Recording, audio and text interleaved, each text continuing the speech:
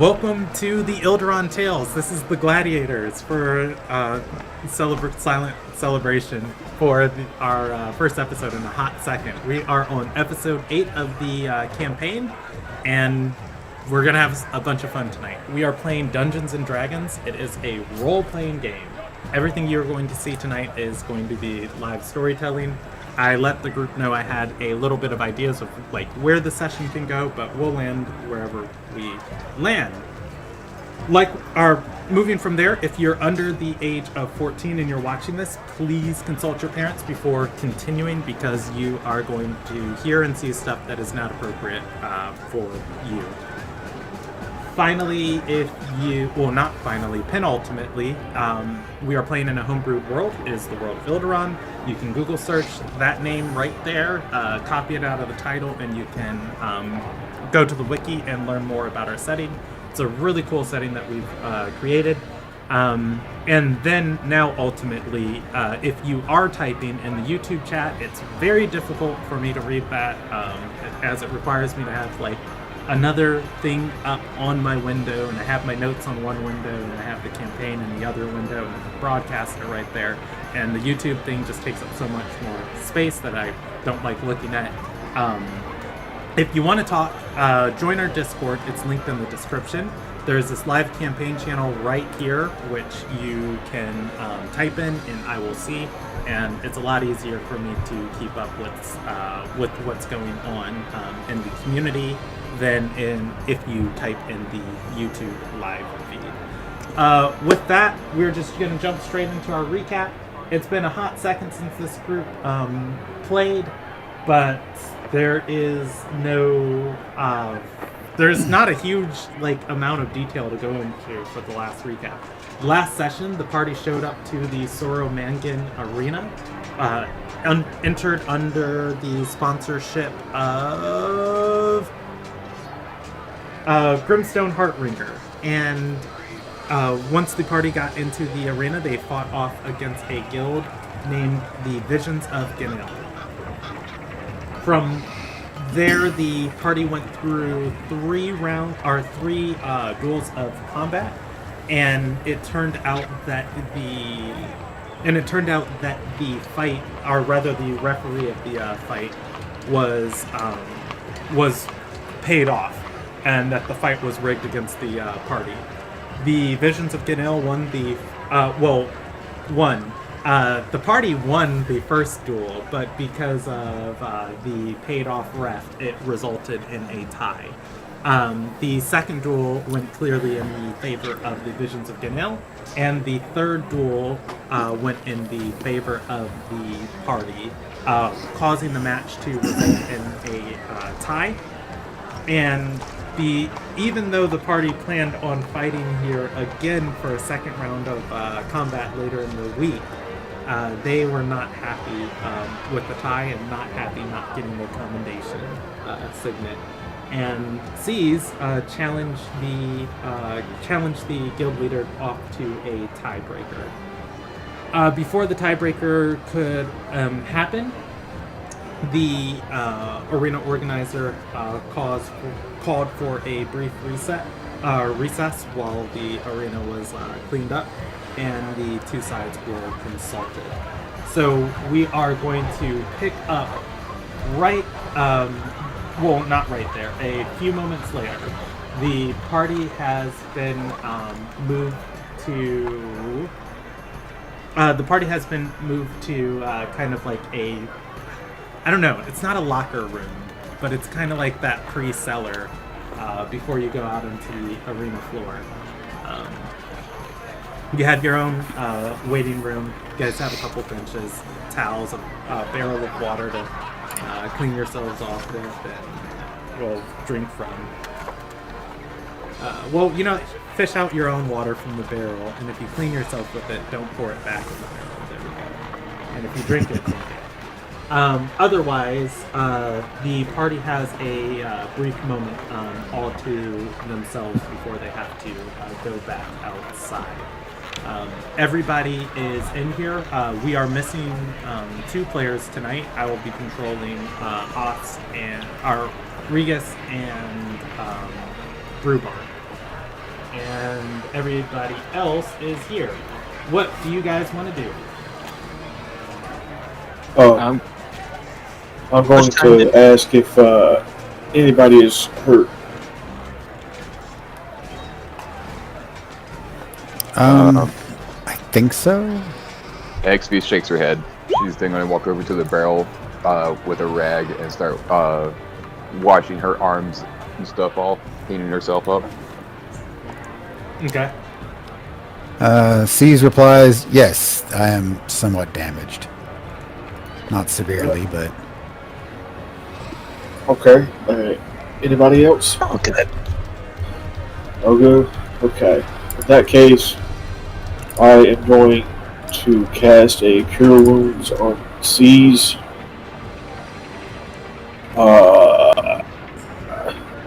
How badly damaged are you? Down 15, I think.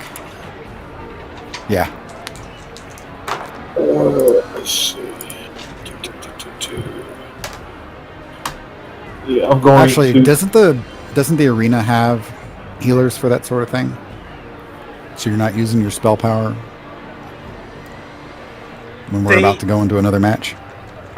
They do have healers to come out, or rather to help you. Most of the time it's after a match. If you want to get somebody to try and clean you up before a match, that is something you can try and find. Okay, do that. All right, C's walks out of the room to go and get a healer. Okay. C's. Yes. As you step out of the room, there is a woman leaning on the wall next to your door. As you start going down the hall, you hear her voice call back to you. She says, "He doesn't like losing. I don't like being cheated. Might be in your best interest to throw this next match." Might be in his best interest not to bet against us. Ever.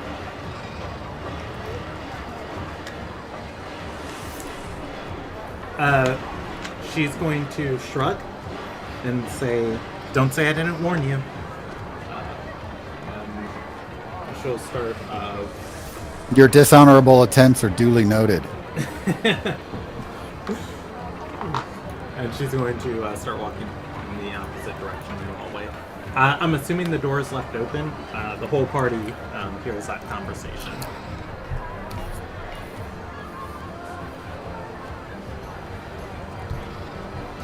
Roll me an investigation check. It's not very difficult. That's good, because I have nothing to speak of in way of bonuses in that direction. Anybody else, since they overheard it? I'm assuming the investigation check was to find the healer. Yeah. Yeah, the investigation check is going to find the healer. C's, you guys beat the snot out of the other team. They're the medic staff of the, or the medical staff of the arena is currently occupied.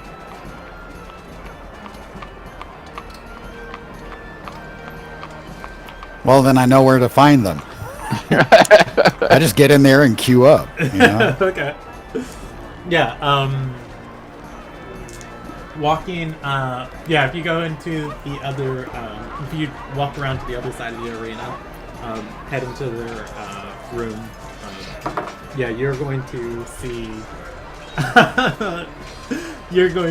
a half-bloodied Nielsen, barely conscious. Who are the other people? Valteus is here. Once he's up, he is going to be healing Canero. You see Canero in this room. She now has a sword, as Valteus is instructing her with it.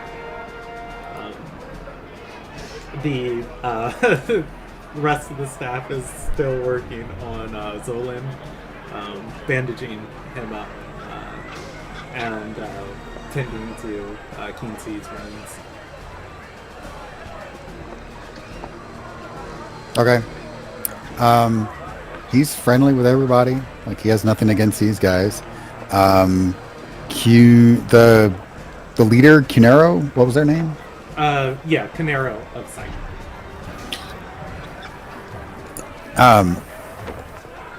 If everybody's looking like they're being tended to okay, he just looks around and goes, oh, this is where all the healers are. Cunero, what'd you do the last time someone suggested you throw a match? I'm not suggesting you throw a match, by the way. Not at all. She's going to look up and say, the assassin went by your quarters? Something like that, yeah. She's going to shrug and say, our guild is just getting their start in the arena. We've done fortune telling and palm reading as traveling performers.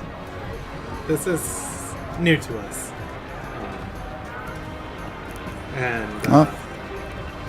Zolan, who, has his bloodied head being wrapped in a bandage, and say, not new to me, that's why I got off the damn battlefield. Well, there are ways of making sure your duels are configured to be a little less bloody. It can be done.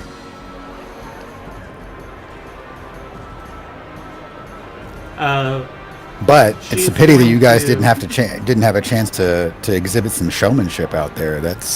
Sounds like y'all have the background to do it. She's gonna nod, and she's gonna then speak up and say, in any case, I think you should make the decision that's best for your guild. I know if we come from the regions held within a Ilmagai's grasp. There's a little bit more law and order, but you're going to be dotting through the Tide Gate, having the Ruby Shadow, I assume, in your good graces. I can see how that could inform your decision. Well, I don't think it's a matter of good graces so much as we get screwed over if they get their way in other ways, as in we have debts or something like that. And if we play things their way, then they get all the money and we get nothing. So also, if their functionary is going to make a wager, they don't get to then lean on the results and retain any kind of respectability. So there's that. She's going to nod. What's her?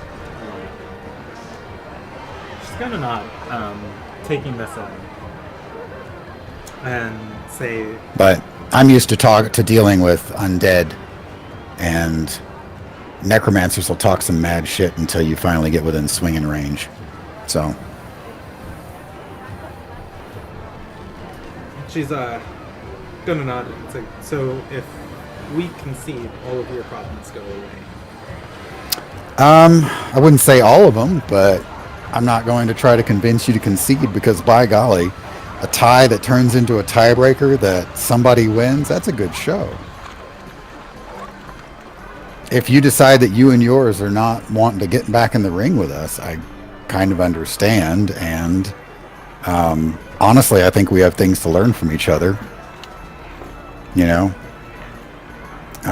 we should, regardless of the results of this, we're going to be in town for a little while. Maybe we should meet up and talk for a little bit. We might be able to benefit each other a little. But it's entirely up to you. I don't know what kind of match they're going to cook up, though. So if it's something more performance related, maybe this will be, your current set of issues will not be issues. And if it's a little more potentially bloody, then we may all be having issues. So it's up to you. She is going to consider this. Say, my powers of foresight are expended currently, but we can make a deal with one another. Your life or the life of your guildmates is in danger, I'll stand down. But otherwise, may the best guild win. She extends a hand forward. Fair enough. He shakes her hand. And just like I pulled my ball and chain back before I crushed, points over at the other guy's skull, and I did warn him the second time I was just going to hit him again. And I made sure that your guildmate who was dying on the floor got help from our healer because yours wasn't going to be able to make it there. So we'll take care of each other. We're gladiators. We're not in here to murder each other. We're in here to put on a good show and to make some money in the process, among other things. Hear a little whisper in the back of your head. Alcohol! So, he pokes one of the healers. I need some attention too. The healer is going to look over C's and it's going to say, I'm sorry, sir, but you're still good for the fray. Our job is all throughout the day to keep those that can barely lift themselves back into the good graces, should they be called on the fight. At which point, Balteus, the cleric that has been healing, or that was healing the group before, is going to stand up and he'll say, "If you trust me." Sure. All right. He will look at the healer and go, you know, people that are 100% are going to make for a better show. You need to know that. And if your arena master's being a cheap bastard about it, maybe you need to go work on that. He's going to cast Cure Wounds in a second level slot. Okay. I'll take he it. heals you for 12 points of HP. Cool.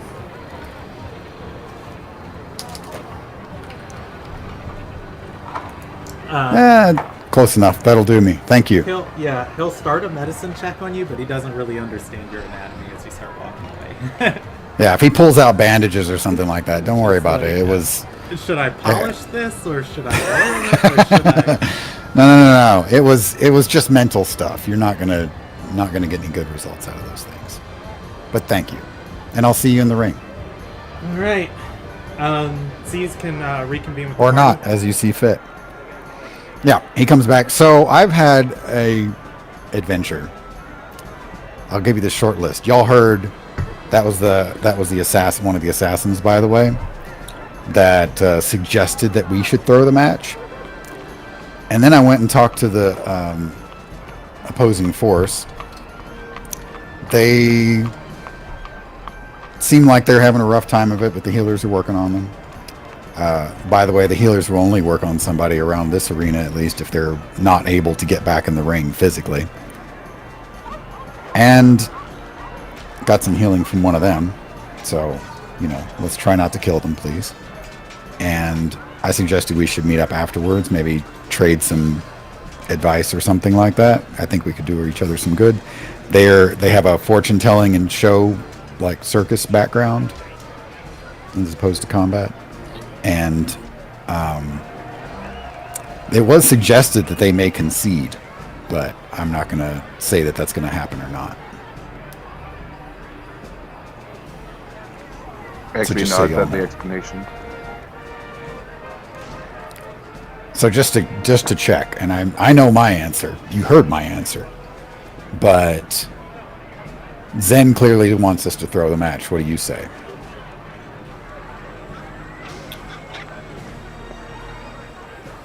XB shakes her head. Okay, that's a no. Anybody else? Oh, hell no. That's 2 no's.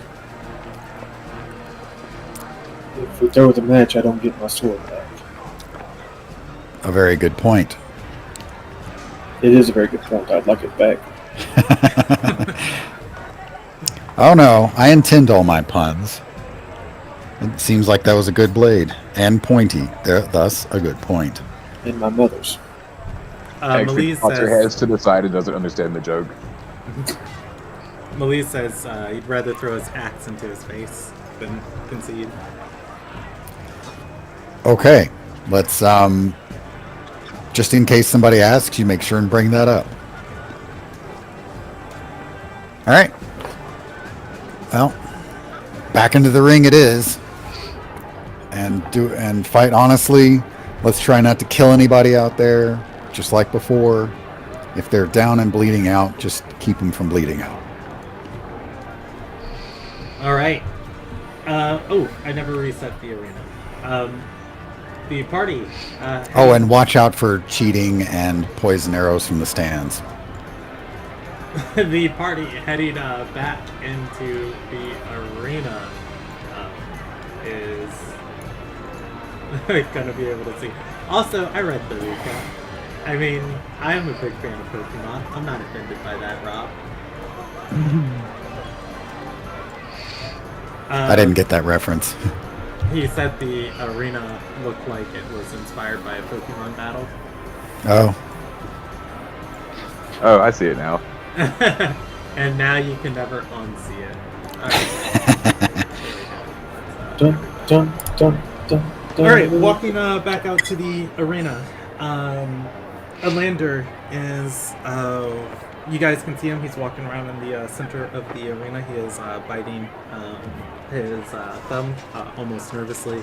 As you each step back, he's going to pull out a strange piece of metal that is chained to his waist. It is a circular gold thing.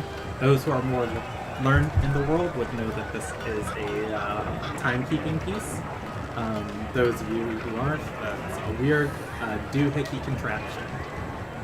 At which point he is going to tuck it away and then speak up, his voice magically booming over the onlookers. And he's going to say, while we do have a wealth of show matches for you today, this one has taken its way. You did not get a short rest. I was going to say this one has taken its way into the hearts of us all. A tiebreaker between the Visions of Ganil and the Guild Paid in Blood. It will take place right now, settled between the two leaders. A duel between between skill and the first who can't continue shall be resolved to be out of the fight. He gestures for each of you to step forward. Shit. I moved C's forward. Does C's step forward? yep. Alright.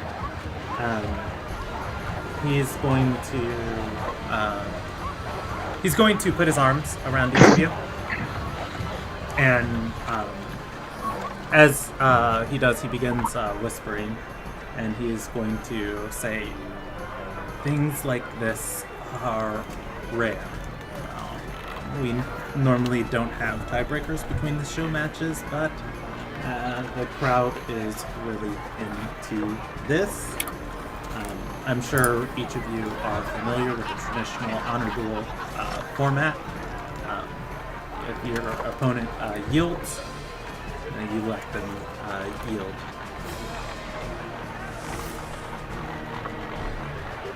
Understood.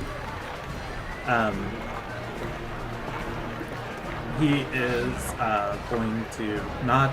Canero is going to. Canero is also going to nod and say, "I understand." As he removes his hands from around each of your shoulders. He begins backing up. At which point he says, "All right, it is this." He looks down at his right hand. There is blood dripping off of it. He turns and looks at Canero and says, "Are you good to fight?" She raises her own hand to her neck, feeling it, and says, she takes a piece of fabric, wraps it around, and says, I'm good. Wait a minute. Can I get a insight or I don't know what would be perception or something like that for did she have that wound when she walked up? Go for it. It would be insight. I would say it would be insight or history. History, trying to remember when you talked to her in the room. Insight of just like, wait a second, what just happened? Yes. Well, Yeah, in insight, I mean, it. From what you noticed, it didn't look like she was bleeding when she stepped up here. Okay.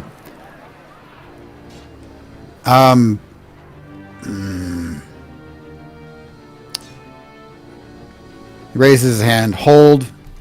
That wasn't there when you came up. Grab the dude's hand, his right hand. You're grabbing the organizer's hand? Yep.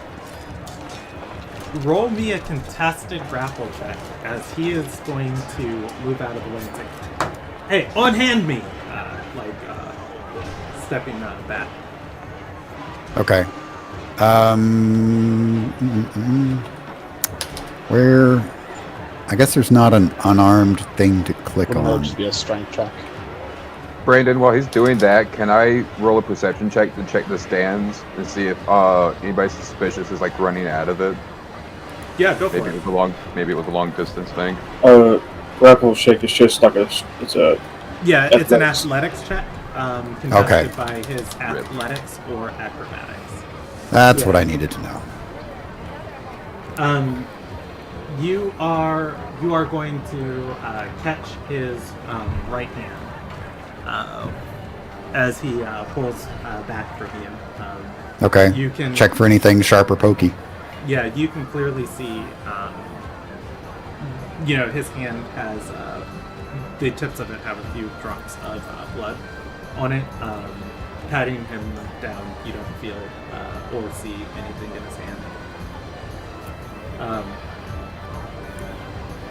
Canero is going to say, "You challenged Canero. us to a tiebreaker. Let's fight." As you wish. I did not see that you were bleeding when you came up. I was worried that you had been hit with a dart or something, or poked. You should be careful with that blood, just in case. He looks at the organizer. The organizer is going to drop his hand, indicating for you to fight. There are veins popping out of Canero's face as she looks enraged. I'm confused. Oh, Who's that's bleeding what now? he did. Sneaky fucker. Was that insight enough to give me an idea of what might have just happened? Like if she got darted with something poison to get her all wound up or something? Yeah, so I'll explain it. So Canero, the guild leader of Visions of Ganil, stepped up to the ring for the one-on-one fight. The organizer pulled them in for a huddle and said, explained the rules of what was going to happen. He threw his arm around each person. When he moved his arm from Canero, there was blood on his hand. Canero then noticed she was bleeding on her neck. at that point, C's began to suspect something fishy. Suspecting something fishy, he grabbed the organizer's hand. He did not find anything on the organizer. Canero has became enraged and has called for the fight to begin, at which point he has dropped his hand and the fight has begun. C's, you can suspect foul play with that insight check. As you know, she wasn't bleeding before she stepped up here, as the healers did heal her up rather good. All of that is meaningless, though, as she is going to charge forward at C's. Roll me initiative.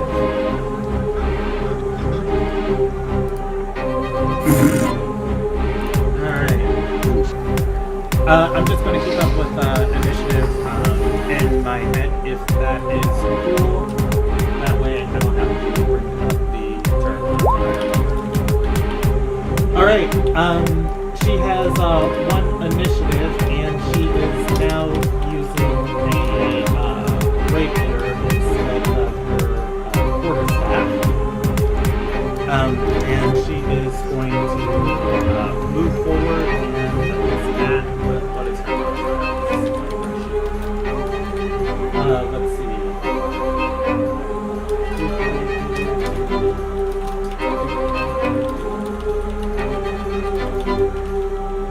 Oh, really? That's such a dookie modifier? She's not a martial class, so... Yeah, I know. Alright, she is going to step forward and attack with the rapier, missing, spinning in place and attacking again, and that is also going to it is Zeep's turn. Okay. Just wade in, swinging his warhammer.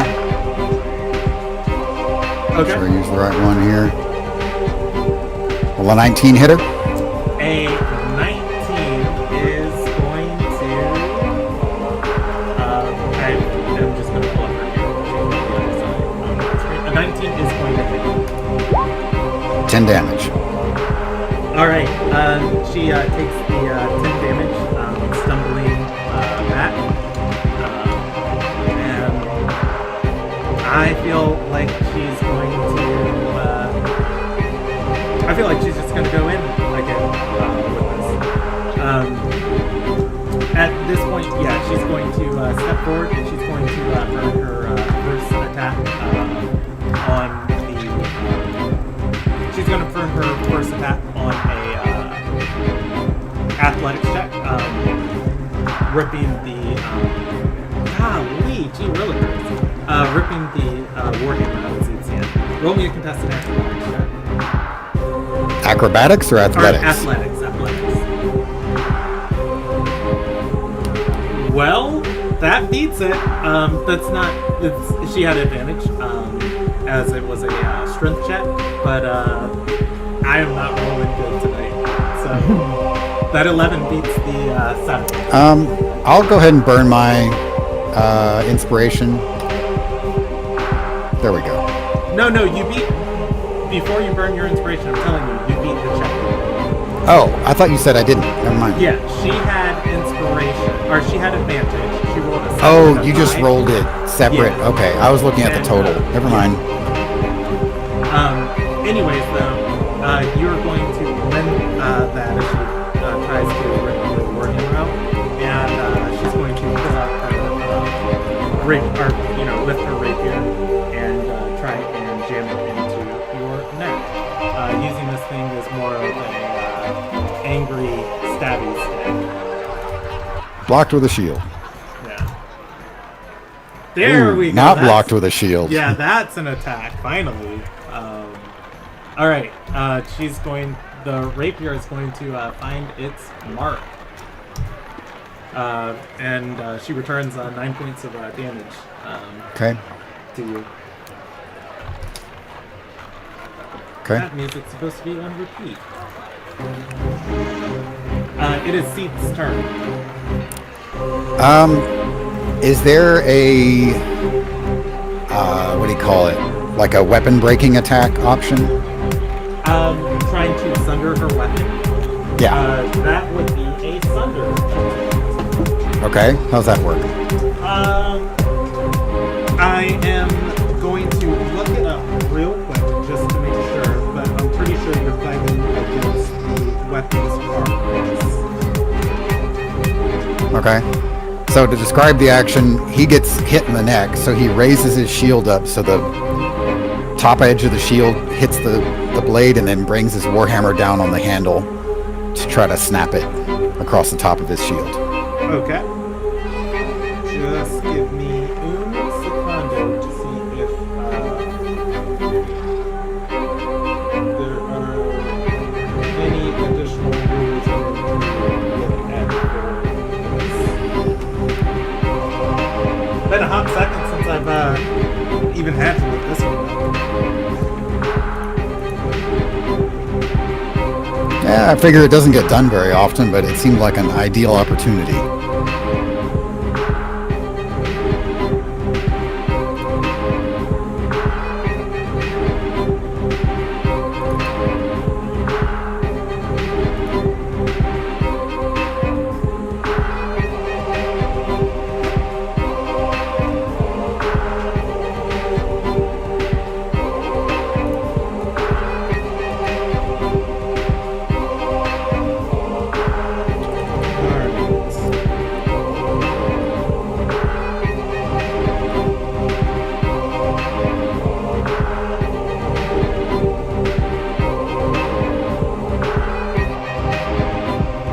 Okay. I am going to roll it as another contested athletics check. Okay. With how she defends it. If she fails it, you deal damage directly to her weapon rather than to her.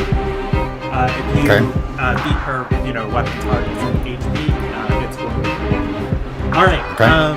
She is going to try and move her weapon. She's going to try and move her, or deflect your blade and have it slide off. Okay. All right. Go ahead and go for it. I did. 20. Oh, well, I mean, yeah, definitely beats that. And well, you are going to crash your warhammer into the rapier. Roll me damage. So the way objects work in 5th edition, they have a hardness of you have to deal a certain amount of damage. If you do that damage, exceed that damage, then your damage goes through. The rapier is going to have one of, as it slides this blow off, it is going to have one of those really, really uncomfortable moments where you see the whole sword bend and then flex back into place in a way that a sword shouldn't look like it's able to do. At which point it's her turn, and So 10 doesn't beat the hardness? no, you hit it. You didn't deal. You hit it. The sword has taken the damage. The object has hit points that you have to get through before it breaks. The sword moved in a way that a sword shouldn't move. Okay. And So you're telling me I did some damage, but not enough to break it. in the most D&D of terms, the sword is bloody. Okay, fair enough. Yeah, it means it's under 50%. I don't know how to describe a bloody sword. Alright, she's going to use her 2 attacks at you. And what's your AC? 18? 20. 20. Okay. Good, heebie-jeebie. It's gonna miss, and that last one is not gonna be a critical fail. At this point, it barely looks like she's even there mentally as she's getting furious with this blade.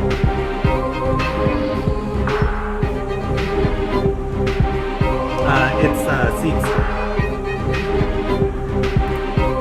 Swings again. That is going to hit. All of the bonus AC and bonus armor in the world isn't going to help her. Look at this. 9 damage for the first time you see. Wait, are you swinging at the rapier or the? No, I'm swinging at her again. Okay. For the first time, you're going to bring your warhammer up, batting it against the part of her body. And for the first time, it looks like it actually hurt her. I thought the first one hurt her. The first one hit her. Okay. It didn't seem to slow her down at all. Okay. Otherwise, she takes the 9 damage. She is going to look up at you. There is something primal in her that seems to be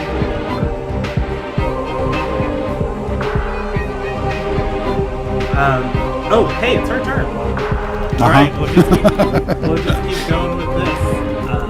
Each of these are +3. That's going to miss, and the second one is going to hit. At this point, at this point, she's still trying to stab you with the rapier, barely using it anymore as a rapier. It is going to deal 3 points of piercing damage as part of it catches you before you can get your shield up. It's your turn. Okay. Swinging again. Ooh. At this point, what do I see between these two going at it? You see a mage, absolutely enraged, face flushed red, veins popping out of her forehead, has stabbed your guild mate in the neck, and is just pushing. At this point, can I get into the? It is a one-on-one duel. Oh, okay. And if you want. I wanted to go behind her and grapple her to more subdue her, rather than flat out knocking her out or killing her. If you come close, Caesar will tell you to stay out. Oh, okay. I'm about to say, I was going to grab your arm if you attempted to walk over there. Yeah. So, Seath is who's walking over there? Nobody. Real quick. Oh, Okay. no. Seath is clearly Outmatching? outmatching her with this weapon. It just appears that she's got a lot more stamina than C's currently. But that said, it is C's. Oh no, it's her turn. Yeah, I think an 11 misses, right? Yeah, I need to count these rounds of combat. It's been... I think we're at 4 now. Okay. Moving into 5. Yeah. Okay, this is going to be... What is her team doing? Go ahead. Say that one more time. What is her team doing? Her team's kind of like watching this. One's got like their hands over their mouth. Voltaeus probably has like his fist up and he's like fighting. Some of them are shocked that this is even here. Others are kind of horrified at how unrefined it is. Those 2 attacks miss. Okay.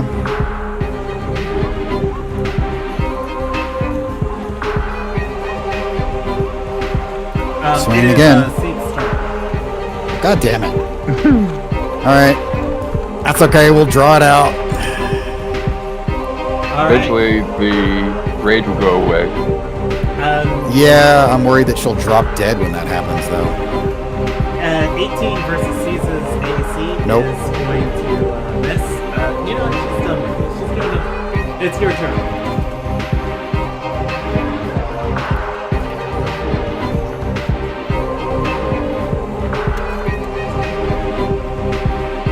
Hits, I presume. Yes. Another 10. All right. Consistent. Well, my damage numbers are awful reliable. That's 30 so far, at least 39. Not quite, because one of those was to her sword. Yeah, well, still almost 30 then. 29, something like that. I'm looking at 10, 19, 29, Yeah. I think. All right, 6th round for her. Got through them temporary hit points, whatever it was. First one is going to be a contested check. This time she is trying to shove you prone. Okay. Go ahead. Athletics, I presume? Yep. Good luck trying to beat a 4. Alright, Good luck trying to fail a 4. My one is a attack. Okay. Oh, I'm just gonna start giving her. Oh, she had advantage on that strength check, by the way. Nice. Nice. 4, 5, 5. I feel like I'm building a phone number here. Alright, it's Caesar's turn. Hits her again. So 13 13 connect. is not going to hit. Okay. Alright, Oh, God. 7th turn of combat. Caesar's turn. All right, just for amusement and a few other reasons, he's going to just shift around a little bit so the rest of the crowd can see what's going on. And also so he can whisper at this guy and say, I know something screwy going on here. She's been poisoned. You probably tried to do it to me too. He's going to step back. And say, what? No. Isn't Seath immune to poison? Cease is immune to poison. She isn't. Alright. It's Caesar's turn. That is That'll connect. Ah! Lame damage. Alright, so that is... Let's see. 32, 33. Yeah, she had temporary hit points, so...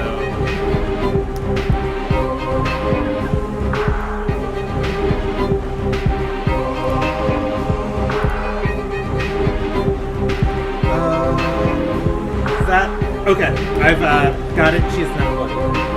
Alright. That is Caesar's turn. Turn 8 of combat.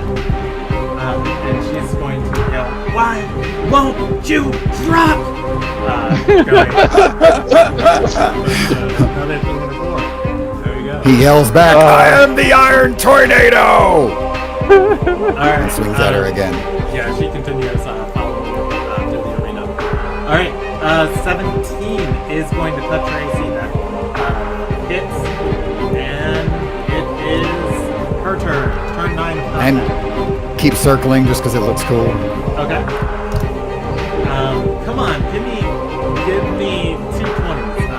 2 20s, 2 nat 20s. The 18 is going to hit. Okay. Alright, she deals 5 points of damage. And it is Caesar's turn. Does that Alright. bloody Caesar? He's not bloodied yet. He's real close, but he's not bloodied yet. Bah! Lame. Okay, I know that misses. Alright. This is like the weakest fight I've ever seen. 2 crits here, kill Caesar. Alright, that was turn 9 of combat. I think so. Alright, it's Caesar's turn. That is going to hit. And Consistent. that is also going to bloody her. And 9 turns, probably made it to the halfway point. finally bloodying her. She is at getting bloodied. She is going to take a reaction, and she is going to tackle Cease to the ground. Cease can roll a contested athletics check. She does have advantage. And it's going to be the 9. At which point, Cease is going to fend her off. She rolls her final. Hang on. She's gonna fling herself at him, and he just raises the shield and bats her down to the ground. All right. She rolls her final 2 attacks, and she's going to deal 15 points of damage. Now he's bloodied. Yeah, coming back at you. Like 2 hands in the rapier, like straight into your chest, and then she passes out. Okay. She just goes complete limp. At which point, C's is going to look at Brewbark and like her sword. basically is look just, at like, his team in and go, Caesar's chest. come check her for poison now. Yeah, and she's just hanging there. There is a hesitant murmur. That's a 16 medicine check.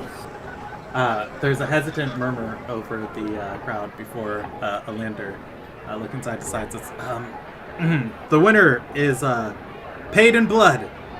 He turns around, raises his hands, victory. You know. And the rest of her guild is going to rush over to her too. And also, as their healer, the guy that healed C's earlier, comes running by, he tells him again, check her for poison, quick. Yeah. Z, you're able to see she is sweating, or rather sweating a lot. Kind of calming down, mostly because she's unconscious, as she is not she's not dead. She's not dead. Okay. The other signs you're going to pick up from this is you're unsure if she's really unconscious or if she's just completely exhausted, as her eyes are half open. However, she doesn't make any motions of moving her body. You are able to surmise that she wasn't poisoned, but definitely injected with something. Whatever it is probably making its way out of her system. Can I find where the injection point was with that 16? I'm not making you roll for that. You can determine it was likely her neck. At which point, anybody watching the stands, you're going to see Zen and Mela stand up and leave. The rest of the crowd is going to start cheering. Alander is going to say, "All right, get her into your waiting room. We'll have another fight ready for you soon." As he goes to the rest of the crowd. You do? Lander is going to say, "I did nothing. You're a liar. teammate won this match, and I think you should be happy as such." I think you're cheating. XP is going to come over to C's and go, we don't need a fight right now. We can do this outside of the public eye. Yeah, he gets everybody together. Yes, he cheated. Yes, we won. Yay, paid in blood, and then marches out. All right. You best hope we don't find you outside the arena. He's going to look to where Zen was sitting, and he's going to say, "Well, I probably won't be leaving the arena very much for the coming days." At which point, he ushers each of you out of the arena. The party has won. Yay!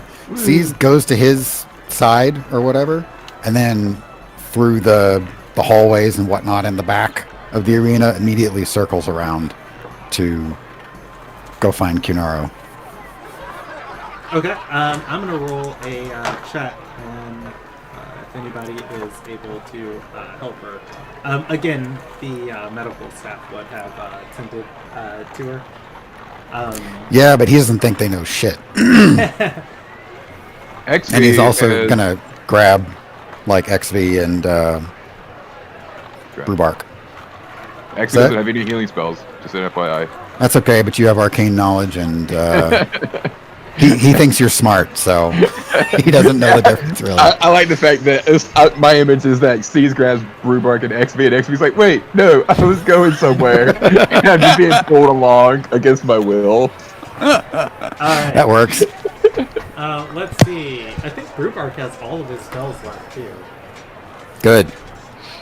I only used one of my spells. Yeah. And that was Mage Armor.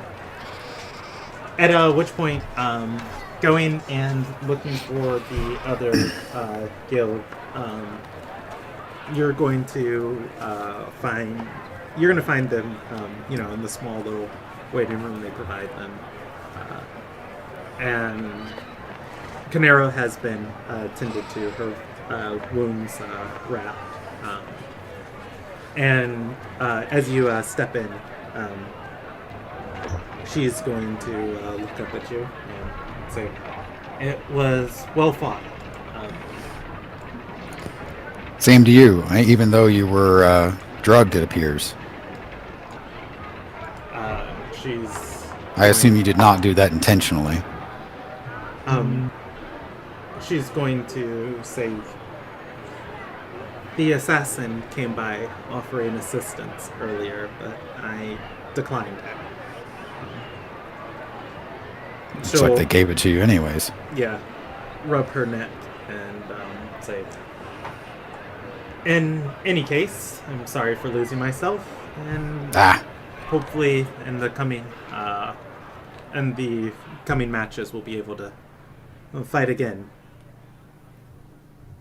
Maybe. Meantime, get yourselves fixed up and let's go have a drink. I mean, not that I'm going to drink, but the sentiment is there, right? Tambuchu does all my drinking for me. Are your drinks? What? Where? Huh? Well, if you followed C's around the way, then you're right there. Otherwise, you're still on the other side. Oh, I was definitely concerned. So. Yeah, then you're right there. He just points. Yeah, Tambuchu does all my drinking for me. XB was not concerned, but she got pulled anyways. Brewbark is going to speak up and say, "We've got a dinner at the Mencius Manor after the fights tonight." Right. Why are we doing that again? I'm sorry. I always forget why. If you're asking food me invitation. as a player, No, he's asking as a character. Oh, okay, cool. He's like, I don't eat, so this is not a thing for him. So why am I doing this again? Out of the people that are there, let's see. Will Brewbark be able to tell you?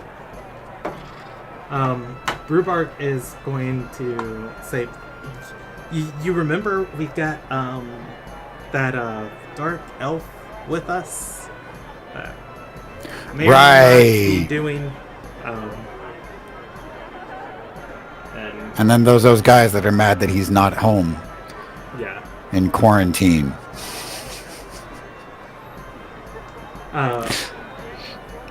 At which point, Canero is going to say, "Well, we'll be in town, and I'm sure our paths will cross again.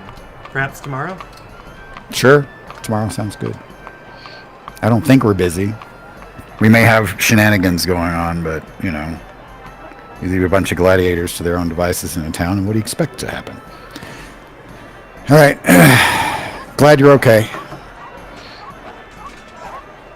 Is XB still being I was worried that you were going to go enraged for a little bit and then your heart would explode or something like that, and that would be terrible.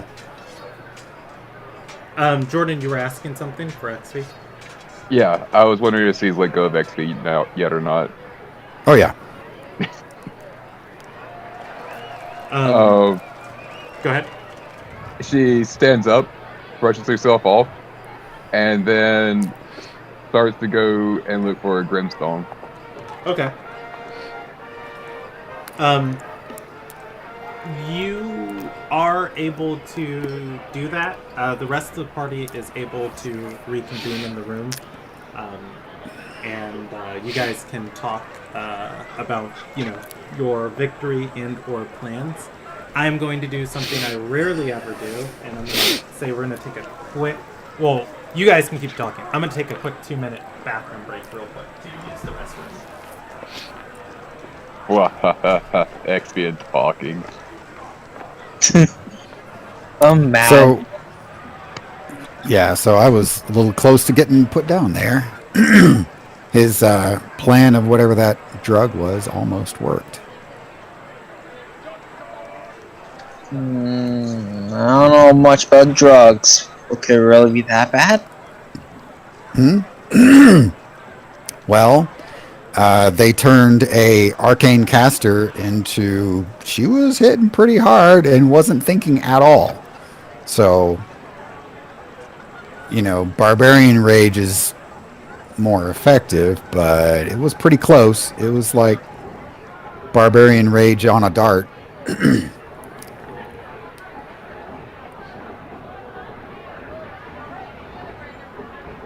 XP ponders what a bloody seize looks like as she walks Probably, she's walking towards Grimstone. I don't know. I don't know if there'd be smoke coming off him or something, or a leaking fluid or something. I don't know. You have to ask Brandon about that one. Clearly, there's some grinding and crunching noises when he moves. How about that?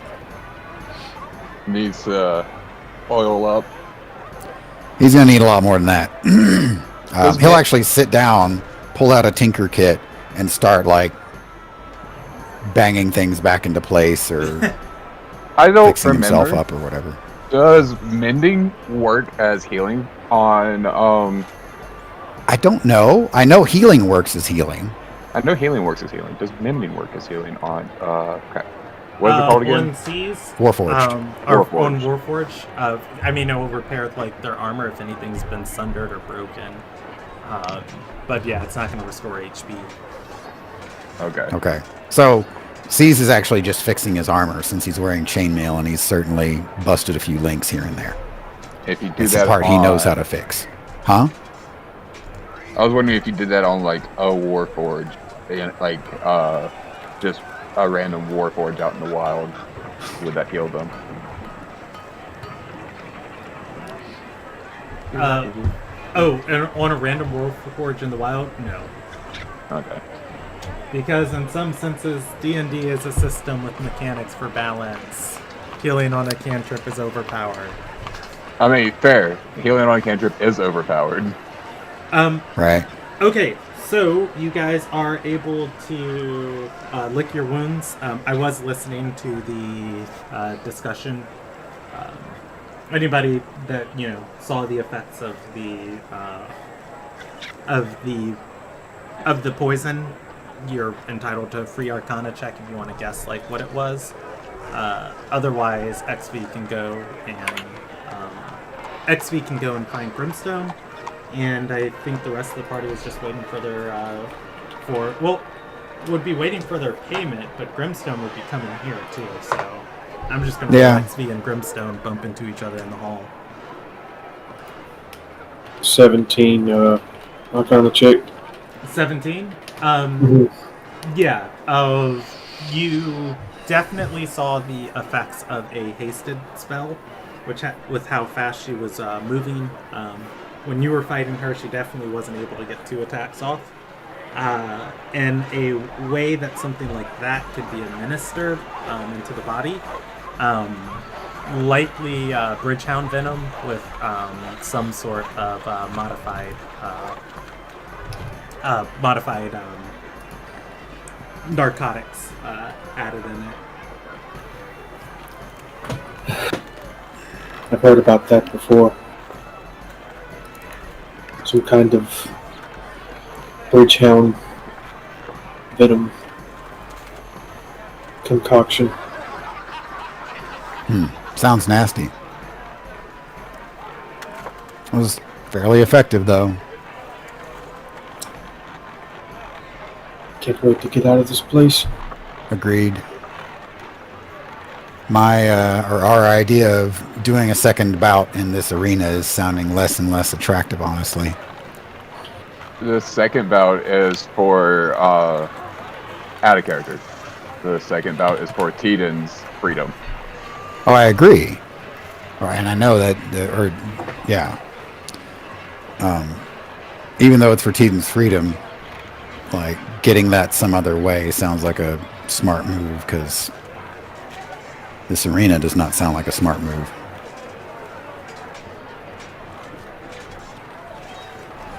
All right. In the hallway, XV, you're going to bump into Grimstone Heartbringer, your guild's sponsor. And I'm gonna, let's roll a percentage die.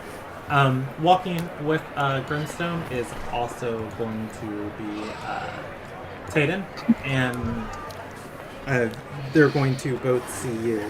And Grimstone is going to say, and I'm back. Sorry, I didn't kid. Okay, and Tayden's going to reach forward, putting two hands on XV's shoulders and say, really well fought down there. If you guys fight like that in all of the arenas, I mean, becoming your sponsor might be the best decision I've made. XV's going to like pull up one arm, flexing her muscles and tapping her arm, showing that yes, you can do it. You haven't seen me fight yet, seriously. Walking into the room, Tayden, Grimstone, and XV return. Grimstone's gonna speak up and say, "The Bridges was that with that organizer." Oh, he was cheating and he's being leaned on by Zen.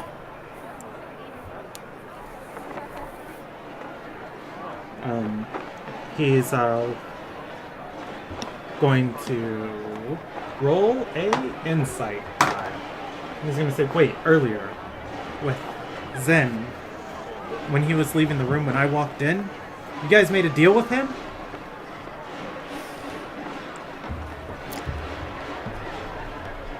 We're all just silent. Okay.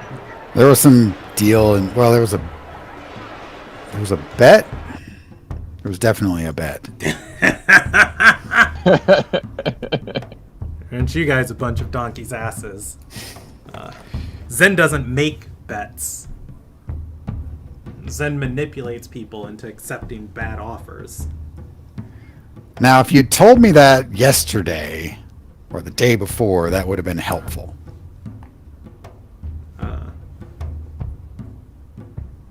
Grimstone is going to shrug and say, he and I used to run together as mercenaries in this region back in the day. I got in with the Ruby Shadow. I got out. I didn't think it needed saying. I thought it went without saying, don't cross with the Shadow. Well, he's probably right pissed now, so his assassin dropped by to suggest that we throw the match.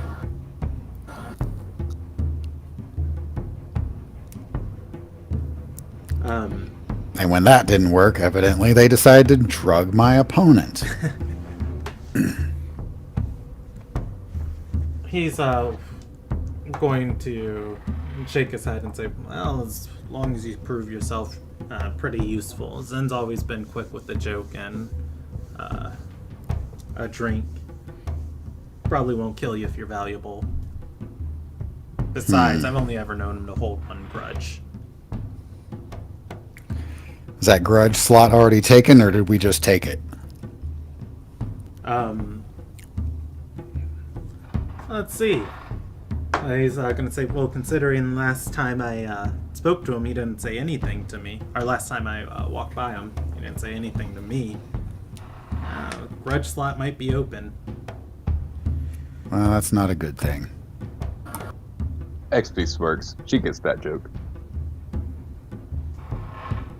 A few uncomfortable moments of silence pass before Tayden speaks up and says, well, on a lighter note, I would like to commend each of you for a wonderful performance, despite circumstances stacked against you. Thank you. It almost made it an even fight. XP nods her head. Almost. That's actually pretty accurate. But can't wait to get out of here. Yeah. More civilized parts of the world. Well, I don't know about civilized, but vaguely honest to be a nice start. Yeah, civilized. She's going to nod and say, well, the next place, if you're traveling the Path of Glory, the next arena is on an island just north of here, Geokyphros. It's in Nazaram waters. Should be much more well managed. That Good. sounds lovely. I've never been to an island. Always wanted to try it. You are on an island right now, by the way. Oh, well, rip that then. You're in So, the you wanted to port try an island. This one kind of sucks. Maybe trying to find a good island this time. It's like Montreal Island. I've always wanted to try an island. I don't consider this an island. After a few moments,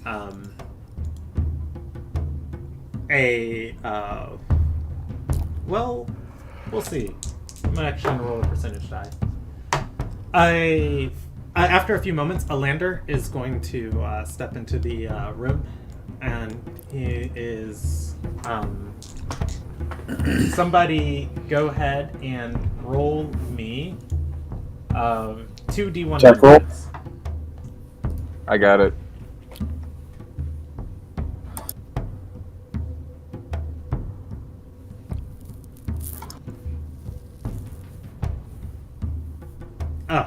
All right, 41.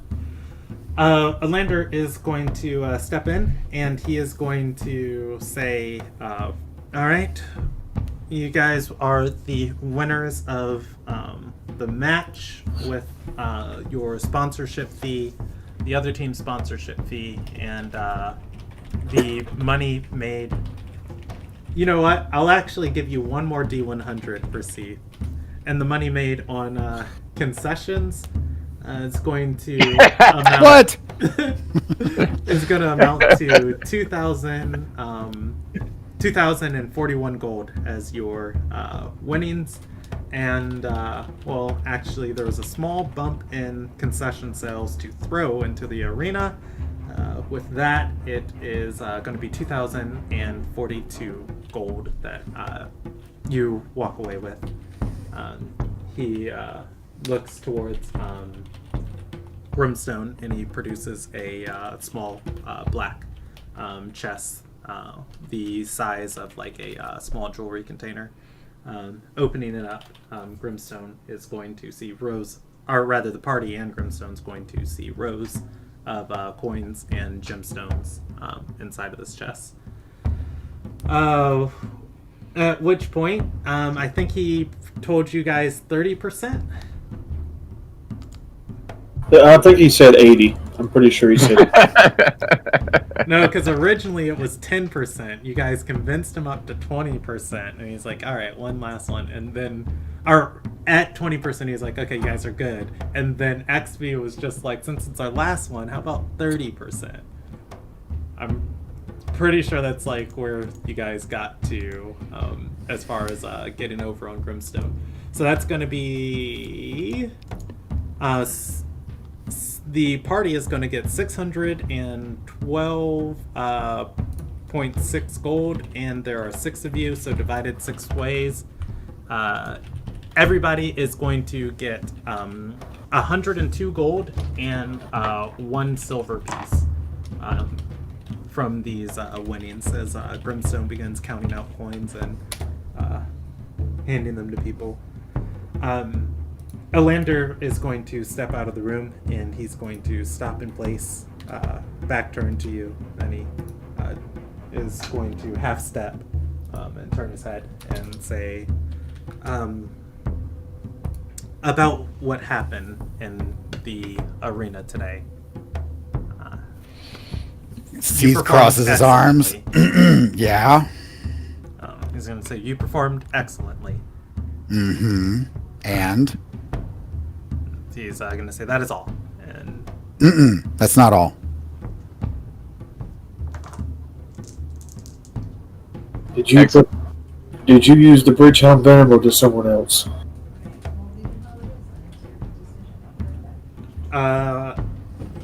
looking forward, he is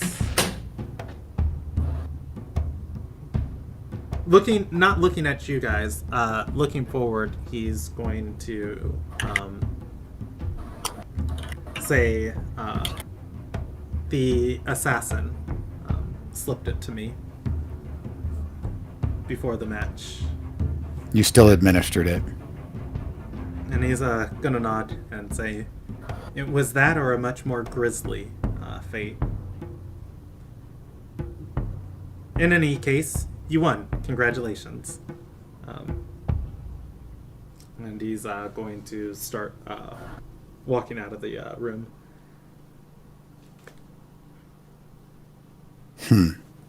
Pretty sure there's some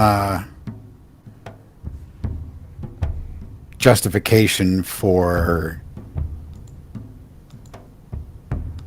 I don't know, dealing with arenas that do that sort of thing.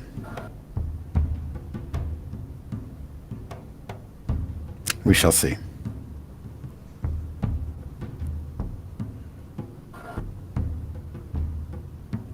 XV's going to turn back to Grimstone, shake his hand, and then I guess start heading back to the hotel. So what was that total gold again? 100 and what? 102 gold and 1 silver. Okay. As XV begins leaving, or while shaking Grimstone's hand, Grimstone is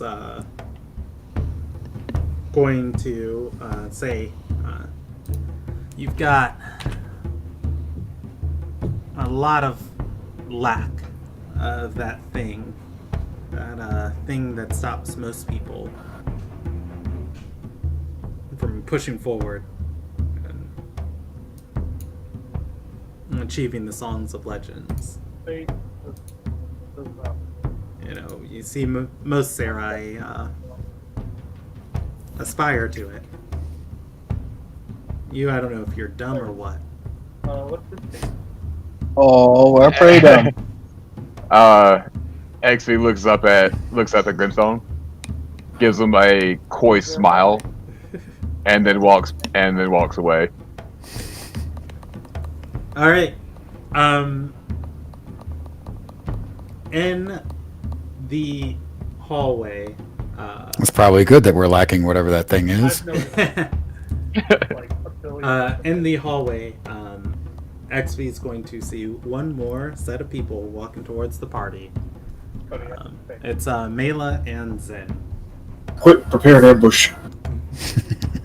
I'm in no shape for an ambush. I climb to the ceiling and hang up there like special agent style, like spread eagle. I've got my cane clenched in my teeth. XV moves to the side and watches them, see if they stop her or if they're going to continue on to the room. Well, it's let's see.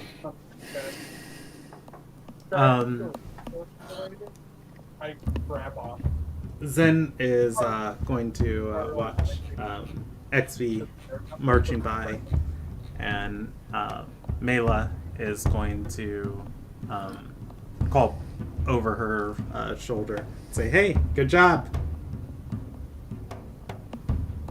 She turns around, nods back at her, and then watches, I'm assuming, as they turn into the room. Yeah, they do. Alright.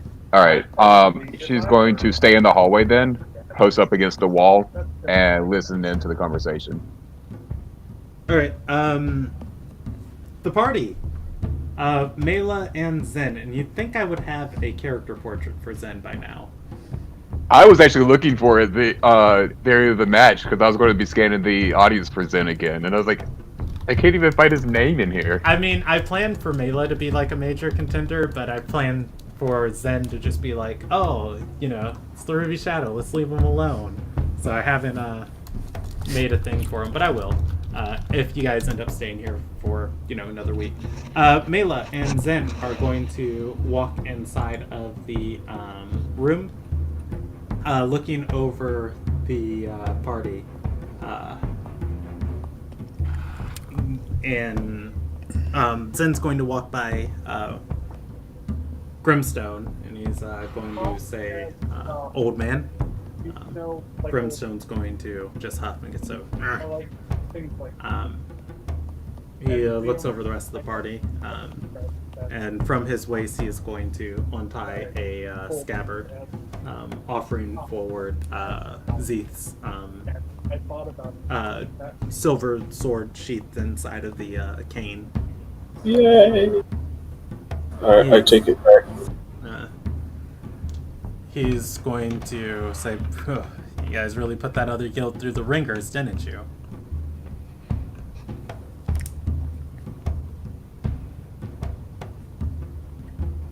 Yeah, we did. Didn't we? I can see there's a bit of sour emotions. It all is fair in a game won and a game lost. I'm not one to hold it or load it over you, so I'll just say good job and move on to our next business dealing. Kraz, you got a plan? Moving on. I haven't had time to plan.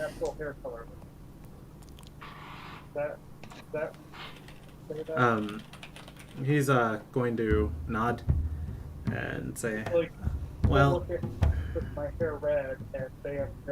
our deal will stand regardless of the money I lost here today. I would just think that you guys might want to do a little bit more to get me in your happy graces. That said, if you're ever looking for work, you know where to find me.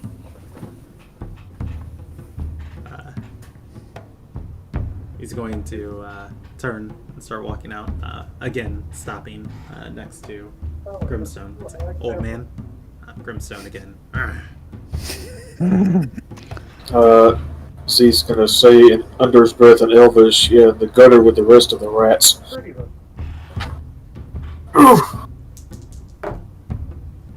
You know what? You're lucky he doesn't speak that language. But it's such a nice way to call somebody a piece of shit. Rolls right off the tongue. It does, doesn't it? Hey, else here speaks Elvish. All right. Is cursing somebody in Elvish like cursing in French? Is it like wiping your ass with silk? That's my headcanon. It should be. That's my headcanon. You can't tell me otherwise. That works. So, when he's out of earshot, I have a question. Didn't we talk to somebody? By the way, I did forget something. Inside of the black box, there's a commendation signet of this arena. Ooh, that's kind of important. That's important. Yeah. The last one was of a tree. This one's got the same sunrise pattern in it. But instead of a tree in front of it, there is a large crescent moon on this pendant. It is made of gold and gemstones. So we took a bite out of our badge. So, Brandon, once XV realizes there's not going to be a fight breaking out in the waiting room, she's going to continue heading back to the hotel for her long night's rest. You guys do have a dinner to attend. Right. I mean, actually wasn't invited to that dinner. Everybody was invited to the dinner. Doesn't mean everybody has to attend. No, that means Also, you're what attending, kind of- though. I just like the idea that you're going to bust into the hotel room, grab me by the scruff of the neck again, and then drag me to the dinner. That can be arranged. We're gonna have to put you in a sack or something. We can't bring you there naked. Well, we could, but it's inappropriate. Impolite. Yeah. Wrong party. Impolite. Right. By the way, everyone, I have a question. And I seem to remember there was a conversation with somebody at the last arena who was sort of in charge of the whole Path of Glory or something, and that we should send her a message if there was any untoward things happening at one of the other arenas. Yeah. Do you remember who that was? And can we go ahead and send that note now? Because clearly there's some stuff going on around here. Let me see if I wrote it in my notes. Because I didn't write it in my notes. I'll try too drunk to remember. I think it was in Rio Fear, but that's all I know. Well, I have Phelan. She's the organizer of the Rio Fear Arena. And... She would probably know who to talk to, at least. yeah. Yeah, Phelan seems like the person. All right. You're assuming that they actually run the arena here in this city. That seems to be a big if. I don't know if it's an if or if it's haha, no they don't. But wouldn't hurt to drop a note, I think. Because the note will take a while to get there and we'll be out of here by then. So if there's any fallout to be had, we'll be not here for it. Suppose is he's gonna take that beat up cane and just yeet it back into the barrel and take his. He's gonna make sure the blade's not tarnished or something. Okay. Yeah, if you pull out your mother's sword, it is very well maintained. You might even see a bit of oil or polish on, however you have to keep blades up to date. You used the wrong oil. You know what? I'll roll you a percentage die. Get back here, you. If the oil is too fancy for this, it is not. Zeeth was a hobo, right? He wouldn't have been able to afford the right oil to begin with. Yes, I can. I mean, now. If he spends all his money on the right oil and none of it on lodging, maybe. Hey, you say I was poor, I say I was frugal. I mean, you guys Who have... needs a roof over their head? Bah! You guys have 600 gold between the six of you, so... You guys can afford to do a little bit of something. Yeah, I've got a little something I need to do.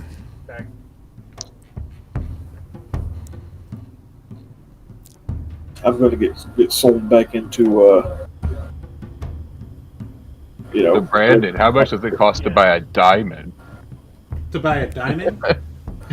Even if they're available in Soromangan. Let's see. Let me think about what their place is in the world. Birthday shopping. How... You know who you have to talk to get a diamond here? Zen.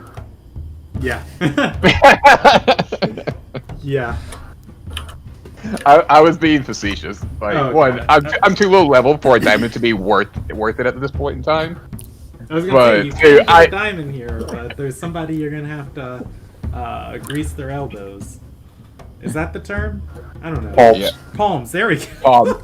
Grease their palm. Grease their palm. No, elbow grease you use to get work done. Yeah. Palm grease is for when you don't want to work. There when we you go. get someone else to get it done, yeah. Yeah, no, I was being facetious because I know what your world is with diamonds. Yeah. All right. So the party is you guys have won your arena match. You have gotten your accommodation pendant. Grimstone has gotten his gold, although be it much less gold than he would have if he kept paying you guys your minimum wage. Or your minimum wages. There we go. But anyways. From here, you guys were invited to the Lord Mencius's manor. The party can head back to the tavern they've been staying at, clean up, and then head to the manor on the hillside. I'm gonna put on my air quotes nice clothes. Ones that are not blood splattered. Yeah, C's has got some polishing to do, I guess. Actually, he's going to attempt to go to sleep. That no matter what's going Takes on off in the world, like the clothes with like 3 sword wounds and blood all over them, and puts on the clothes with only 3 sword holes in it. How long do we have between now and dinner? He said he would be watching the rest of the fights, but not the tournament for the evening. So it is nightfall now. The warm-up matches, would take place over like the next hour. Then once that's over, he'd probably And by be that, back in I his mean manor. the spawn. So I would Is say that- you guys have a short rest of time. Cool. Okay. I don't get spells back on those short rest, I don't think. Not unless you're a wizard or a warlock? Question mark. I mean, it's Yeah. dinner. What are you expecting to happen at dinner? Everything? Brandon, you have as many dinner parties as we've been to in D&D. Everything happens at dinner parties. It's so funny that you say that, Leslie, because as a player, I've ruined a lot of dinner parties. So I've never seen a dinner party go as planned. Just an FYI. Group That's C what had a people- really nice dinner party once. All right. So, Brandon, go just a ahead. note, starting to work on the extra padding upgrade. Okay. And I'll look over it later, but I'm pretty sure I outlined in that document how to do it. Yeah, I'm just Okay. letting you know. I'm spending the gold on it, that's all. All right. Easy peasy. Learn before you So in hour passes, the party is able to clean up their wounds, wash off, change into their nice clothes. Grimstone, does Grimstone say his goodbyes to you guys? Wonder if Grimstone would leave any parting wisdom. Somebody said his roll me goodbyes to me. a d6. Okay. Got a 6. Okay.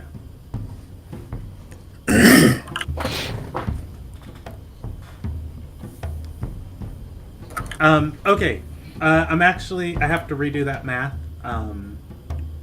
Because 2 of your party members aren't here, so do it for me as a D8. I derped up. Got a 5. Okay. Timbuktu. Yep. As you are, I guess, like drinking in the common area, waiting on the rest of your party for this, waiting on the rest of your party to get ready for this dinner. Yeah. Grimstone is going to walk up to you, and he's going to just lean on the table that you're drinking at and say, I'm not one for sentimental goodbyes. I'm sure you can tell the rest of them where I'm going, what I'm doing. to hell. Wait, so who is this again? Sorry. He's your sponsor. He's the one who's been paying for I know, but name. Oh, Grimstone. Grimstone. Okay, Grimstone.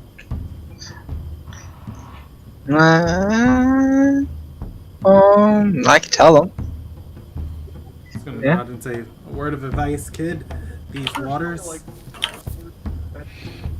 I'm not one for sentimental. As long as I get my alcohol, I'm fine. You should get that.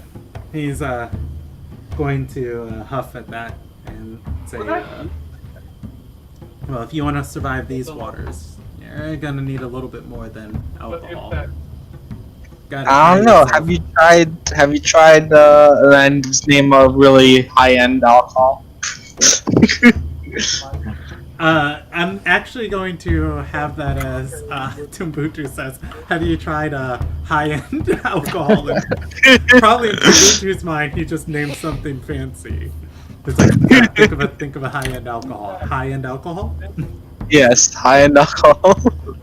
Grimstone is going to raise an eyebrow and say, "Well, how about a little bit more closer advice that might help you out in these areas?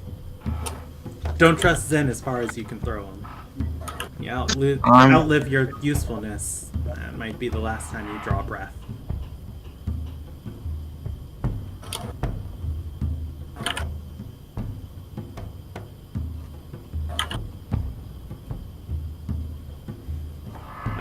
He's going to stare at Tumbutu for a long moment. He's going to say, "Well, gee, thank you could be enough." God damn brick-headed gladiators. You're still here? God damn. Grimstone went to the wrong party member for this goodbye. Grimstone is going to look a little bit warmed at that and say, "Oh, alright, well, see ya." And he's going to walk off. Jeez, someone truly overstays their welcome a lot. He begins walking off, and then he's going to walk back and say, "You know what? I was just wondering, if you run into a Zen, ask him why the shadow. Out of all the guilds, I can ask him, but how would I tell you? So there's no point in me asking him if you're not going to find out the answer. So that was kind of stupid for you to say.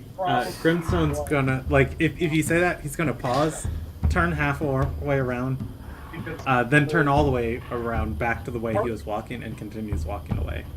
No. Get away from the ground. No.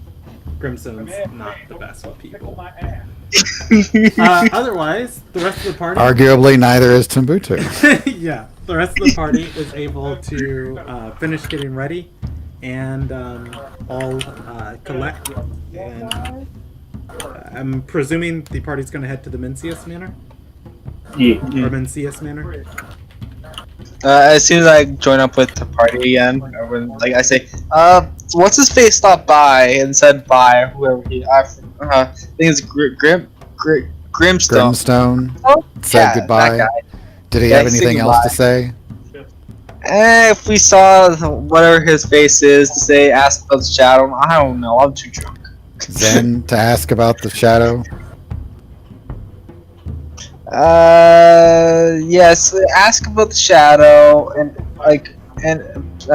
something, and I just continued drinking. He walked away. So where do we find him if we have an answer? God, if I know. He didn't answer that part.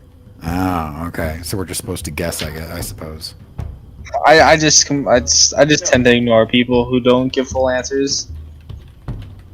And even if they do, I'll probably forget about the answers. I was about to say, I think I've seen you ignore them anyway. In most cases. So, are you guys ready for the dinner? Meetup thing? I'm kind of rested and shiny and things, so yes. Like that.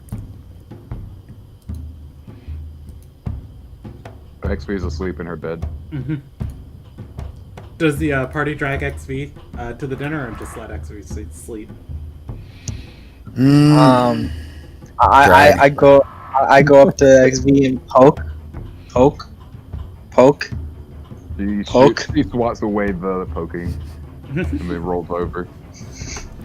I get some alcohol, pour some down his gullet. XV's a girl. Oh, her gullet.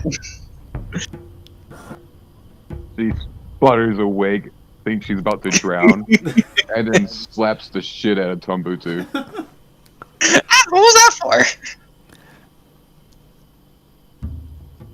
And this just glares daggers at him. Come on, XV, get dressed. You know we got to do this. See, I'm a master of waking people up. No, a master wakes them up and they're happy to be awake.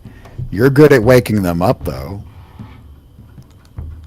Actually changes their clothes because they're now soaking wet with whatever was poured down her face. Yeah, at this point, even Tombotsu doesn't know what he's drinking. And now she is cross-armed and pouting the entire time. All right.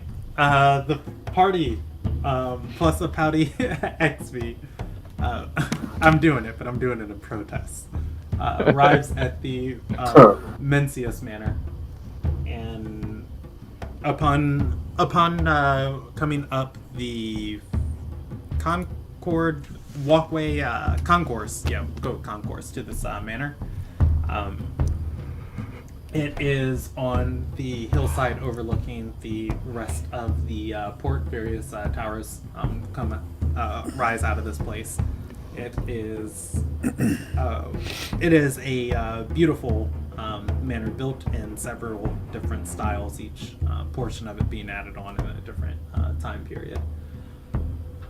Stepping into this place, though, you guys are aware with the portion of the manor that acts as the administrative front to the building. A group of wood elves are going to see you, and I believe I had this lady's name written down who's running this group. And Sorrow Mangan. Ramir. Open. All right. Let's see. You are going to recognize Ramir of the Mencia Circle. She is the one that came with the two other elves to see you inside of the inn that you were staying at, the Charming Rogue. She's going to have her hands outstretched and say, I see you didn't need our healing staff after all. It's wonderful that each of you could make it. Lord Mencius thoroughly enjoyed your match in the arena. Allow me to lead you to the dining room.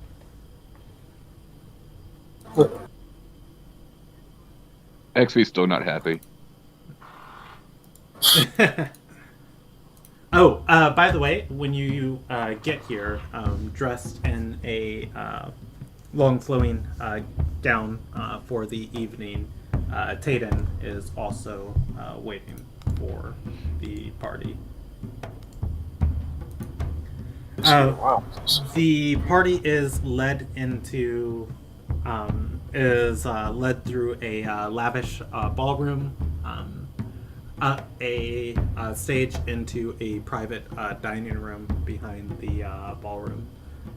Sitting at the back of this table, you are going to see a man stand, and he is going to smile as you walk in before his face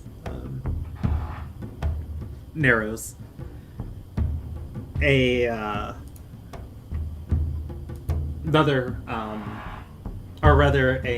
There's another elven man sitting at this table too, and he's going to say, Lord Mencius is going to speak up and say, Raymer, you brought them. And she's going to bow and say, Lord Mencius, may I present to you the guild, Paid in Blood. Paid in Blood. This is the port lord of Sorrow Mangan, Terry Mencius. Good evening. He's XV nods at him. to gesture and say, and I've pulled my husband away from his fights for tonight. This is Corey, and the other high elf sitting at the table is going to stand up and nod. He is going to gesture for everybody to sit, and he's Mencius is going to speak up and say, now, imagine my surprise when there was a shadow touched running around inside of the Twilight Port. Sure, you can see why I'd be concerned, but just imagine how much more surprised I was when the lot of you put on such a brilliant performance today. I invited Corey to my circle for the brilliant work that he does inside of the arena, but today what I saw was art. Well, thank you. It Crowd does. pleasing is makes things more interesting than just plain old combat skill. He's going to nod, and then he gestures towards Tayden and say, "Oh, dearest Tayden, Good for the folk. the crimes of blood you've committed inside of my port, my favor could only go so far for you, but you found these contenders and you've decided to sponsor them. Really, really, truly, well done today." Tayden is going to speak up and say, the crime of blood that I taken was one that I feel was justified. She violated the laws of your home. And he's going to nod and say, yes. The paperwork and evidence, I'm told, is quite stacked against not only her, but the one who assisted her.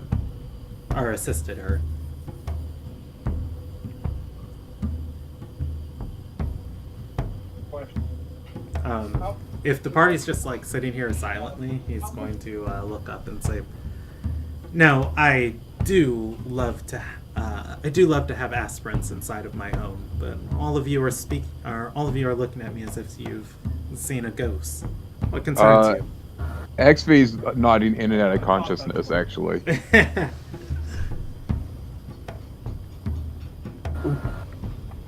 Well, which is, at least, I'm not accustomed to being invited to such a house as this. We were,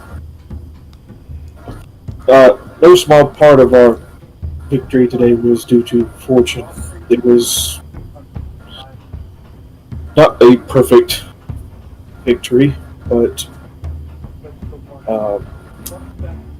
it seems we had got caught in some political matters outside of the arena that bled into our match, but we prevailed regardless.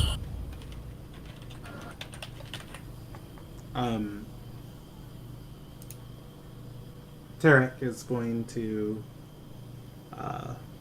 nod. Corey speaks up and says, "Is this the first arena in the Path of Glory you fought in?" No. This is our second.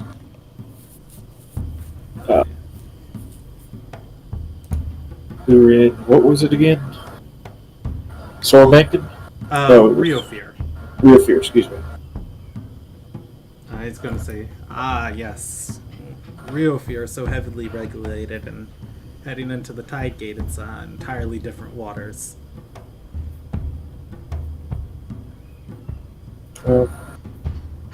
Didn't exactly anticipate our use of Bridgehound Venom, but it almost made it an even fight. There are small small appetizers on the table that at different points I guess Raymer, Corey, and Tariq would be eating, but at that Tariq's gonna wipe his mouth the napkin and say, "Bridgehound Venom inside my port? Well, that just simply won't be tolerated." Oh I yeah. have a full inspection done of the arena. The Fae Felon Circle normally operates with such or in such a bright light. Such things happening in there. What is this, the Arenas of Ardor? Is that common practice in Ardor? Which have been? He's going to say, well, if it's not on the path of glory, the Fae Felon Circle is the only one that operates or that manages such a strict set of arenas. Everywhere else in Heimsdale, Ardor Serai, even Red Axe, rules are things to be laughed at. Most of the time, it's if your opponent's on the floor in front of you. That's all that counts. So, by the rules, then, if there is a duel and the opponent is down and not dead, and the rules of the duel are not to the death, then it's a win, right?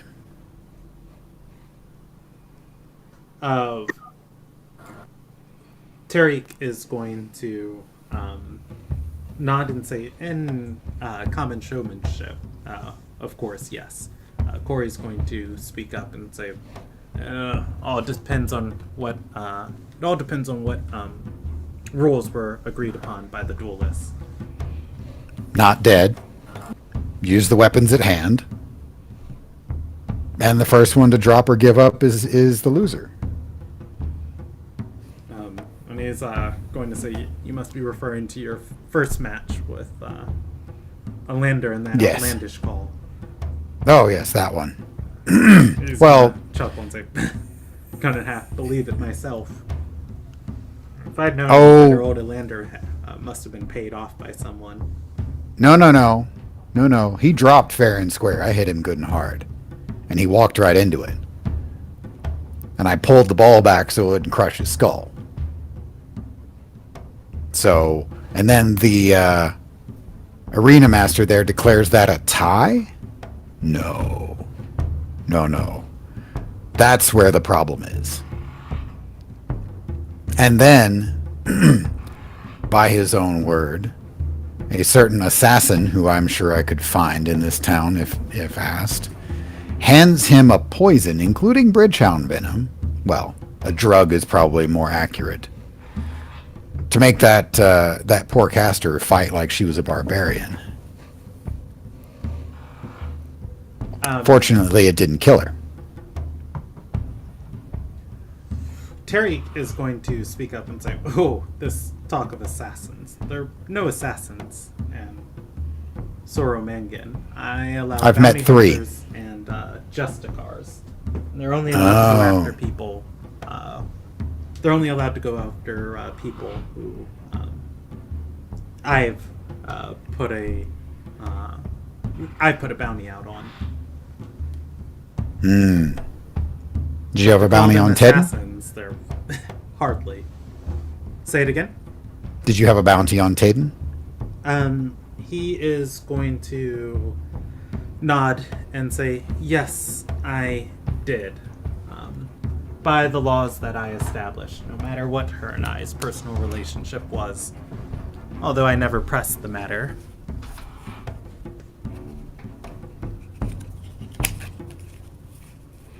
Okay. They acted like assassins. Maybe they were bounty hunters. Didn't they call themselves assassins at one point? That's part of acting like assassins. I think they did call themselves assassins. I know the first one did. At this point, Terry... But yes, by my calculation, I have met 3 assassins in this town. Tariq is going to say, well, maybe I need to be a little bit more inspecting of who comes into the port. In any case, it's neither here nor there. He points towards Zeeth and says, you spoke of fortune earlier.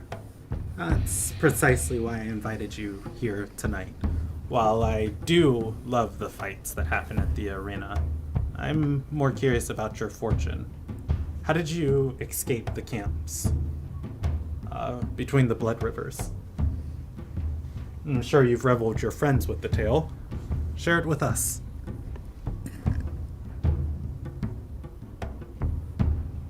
It was, in fact, a stroke of fortune in and of itself.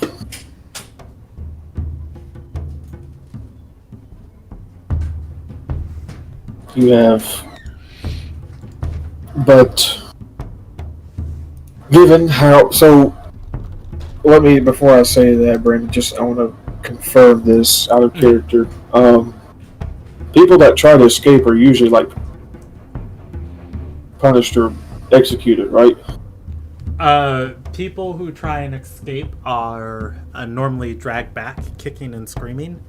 And should there be no ability to keep them there, they're not heard from again.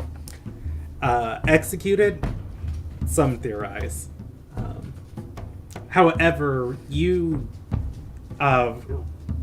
for your story, or rather for Zeeth's story, Zeeth didn't run away. I'm pretty sure I sent you a contact of who helped him teleport.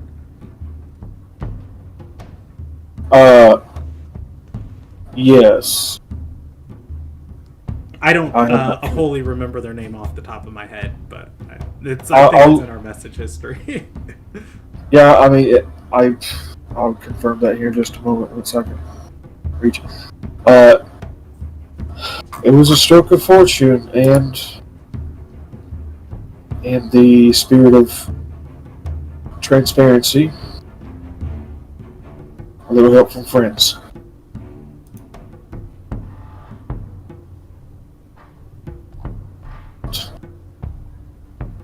Wasn't all that long ago, really. Not as much time as it's taken to get from here to my first arena, then from there to here.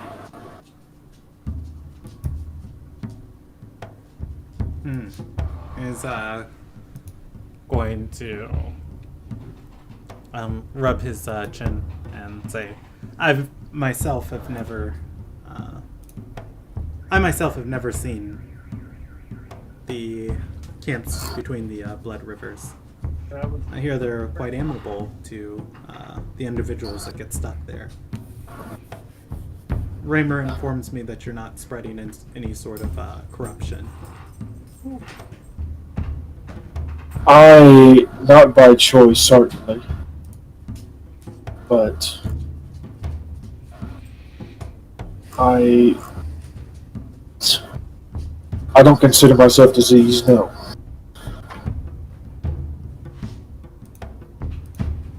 And I've been around these individuals for not quite a month, but a few weeks, and they're, as you can see, they're neither shade touch nor they're about the same as where I found them, plus a few scars which have nothing to do with me.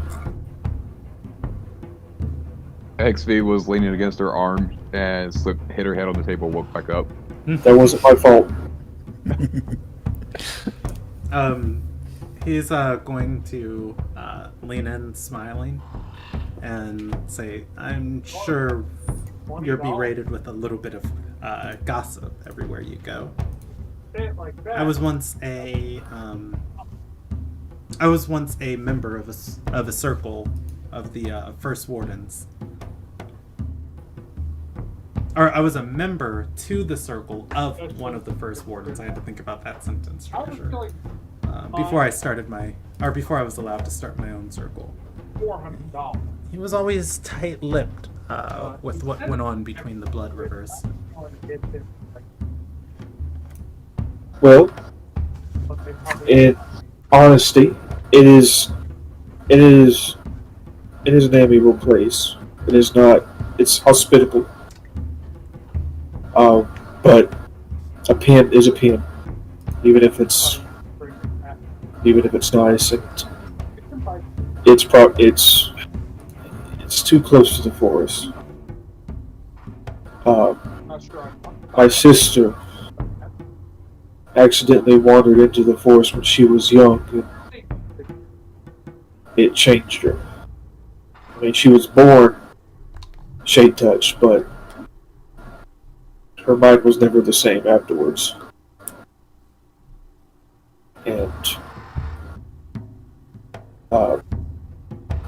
Nobody in that camp is really, and me included, has never seen the world outside of the walls. Those that try, some of them disappear. We don't know what happened to them. We know they didn't escape. So that was why I tried to escape. I wanted to try I'm not gonna lie. to see the world outside, and I just don't feel like we deserve to be cooped up. I don't think it's right. We're going to be. I'm just going to nod and say, the Blood Rivers. Songs and legends sing of dead gods resting between them, a madness that creeps up and take the mind. Creatures that with a touch can sever somebody's ability to ever experience the afterlife. Curse of being locked in Ilderon. Mirrors of shadows between our world and Providence. But I'm sure there's no weight to any of those. Well, my mother speaks of much of the same. She was a member of the Shadow Knights Award, I suppose. Some things she speaks of, some things she would rather not. That would explain that sword you carry around. Yes. It's a good luck charm mostly. But I intend to give it back to her one day.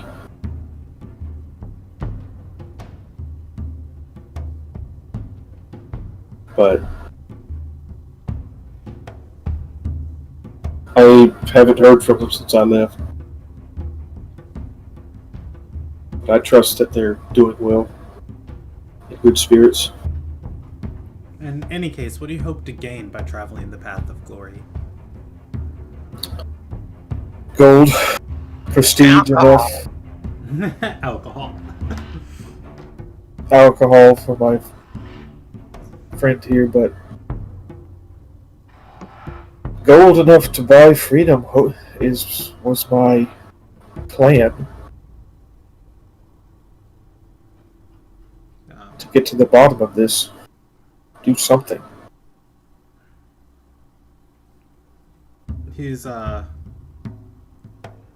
to nod and say, well, if you receive a victory inside of Mentori, you could have gold enough to define freedom.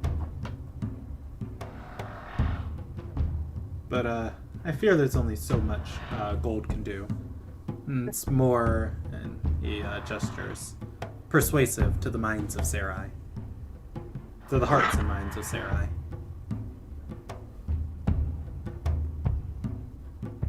It's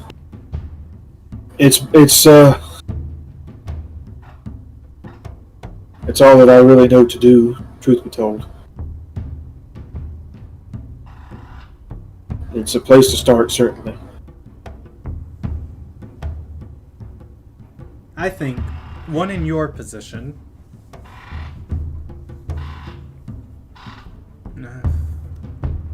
with the proper oversight you could make a way for others afflicted with your condition.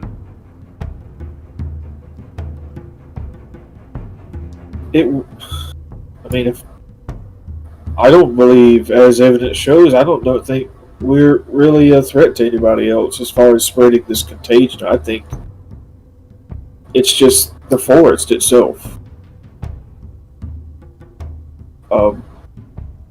Time will tell, but nobody here is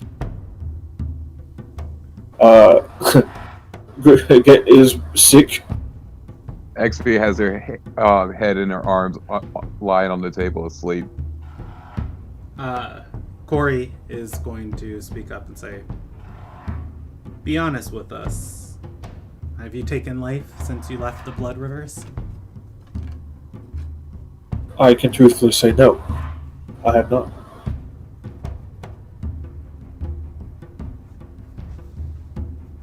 I've drawn blood, certainly, but I've not killed anyone.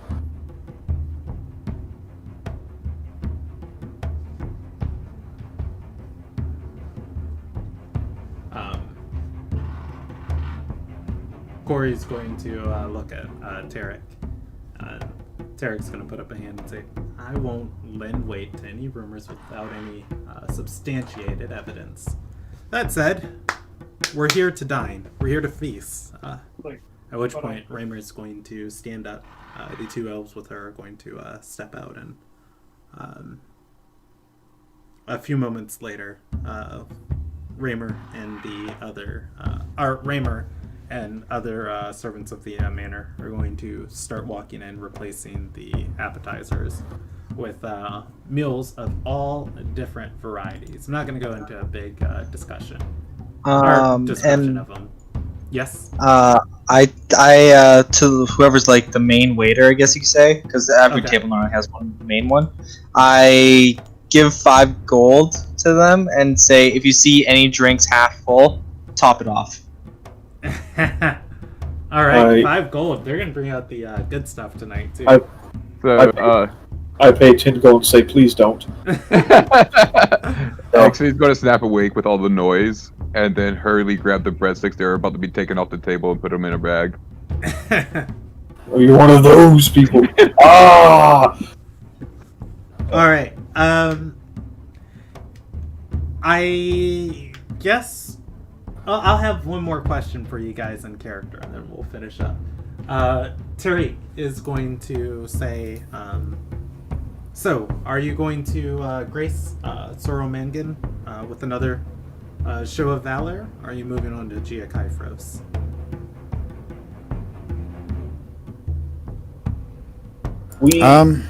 Go ahead. We had tentative plans to, I think, fight again.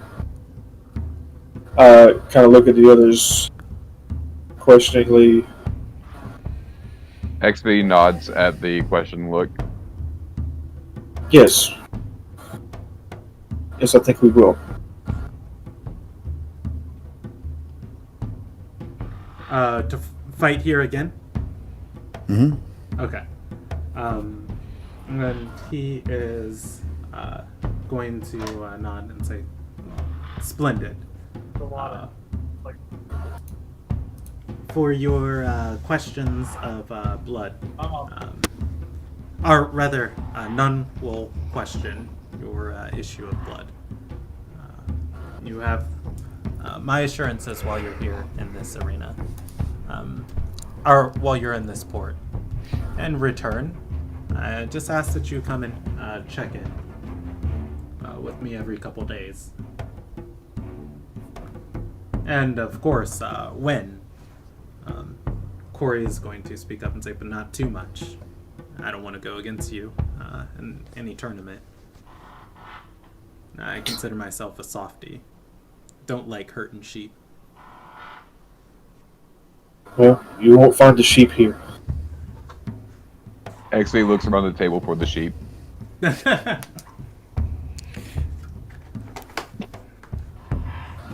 All right.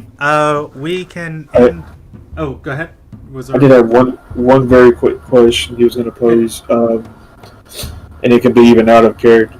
He's like, when you said "let's wait to rumors," what were you speaking of specifically?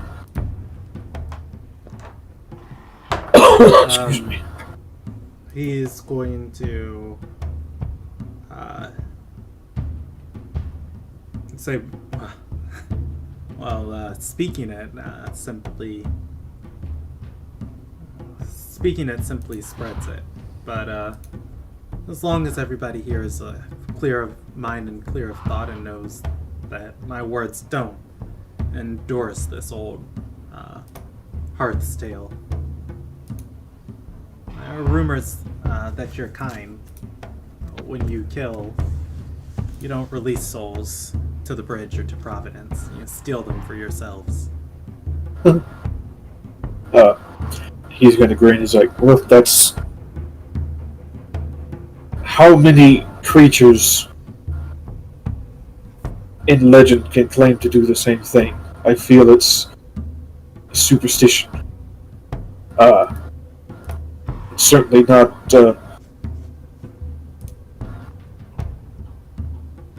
It would. Well, my mother's never spoken about it for certain, and she has had to take life before. But He's going to nod and say, "There's the bound of the forest up there. Creatures eternally locked and tied to Ilderon. I suppose that's where some of the rumors might spawn from. However, your kind aren't much known to this world.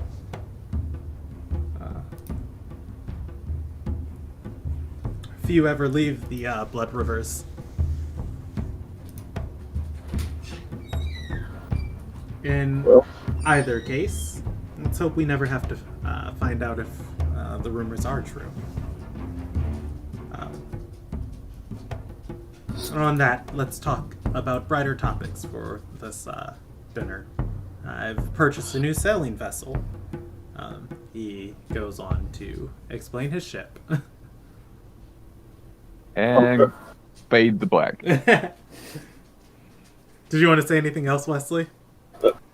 no, It's like, I don't give a goddamn about your ship. Tell me about this rumor.